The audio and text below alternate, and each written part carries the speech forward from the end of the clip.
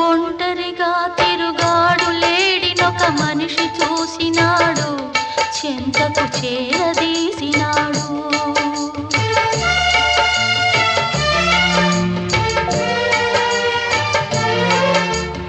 అభమో శుభమో తెలియని లేడి అతనిని నమ్మింది, తన హృదయం పరిచింది.